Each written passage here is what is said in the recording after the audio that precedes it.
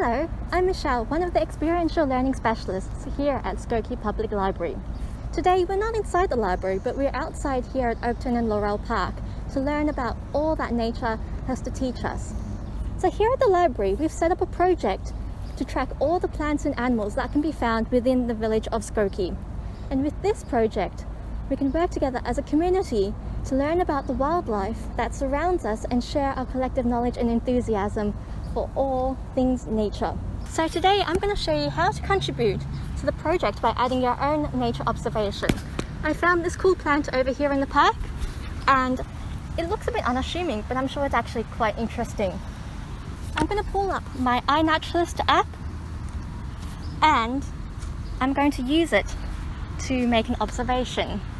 So I can either use the in-app camera to take a photo of this plant, or I can upload a photo that I've already taken using my camera, because sometimes I do find that my camera is more accurate, takes a better photo than the in-app camera. You can also upload photos that you've taken with a separate camera onto iNaturalist on their website on your computer. So I've uploaded the photo and I'll click next and I'll see what suggestions that the app provides me for the potential name for this violet. And I'm pretty sure that this is a common blue violet, so I'll select that. And then in location, we'll go to where I am in Skokie. Takes a bit of zooming in, but they've provided a blue dot to help. Okay, so we're right there, save. And because I'm in a park which is cultivated and landscaped, this is probably a captive plant. So I'm going to tick the box that says that it is a captive plant and I'm going to share it.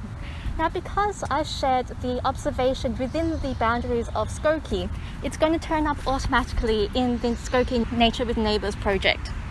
So if I head over to that project, I can see what other observations that people have put up within Skokie, which is really cool. And then I can also see what the comments that people have said. This person has seen an elm sphinx, which is a really cool, looks like a moth, and someone else has seconded their identification and said, yes, it's definitely an elm sphinx.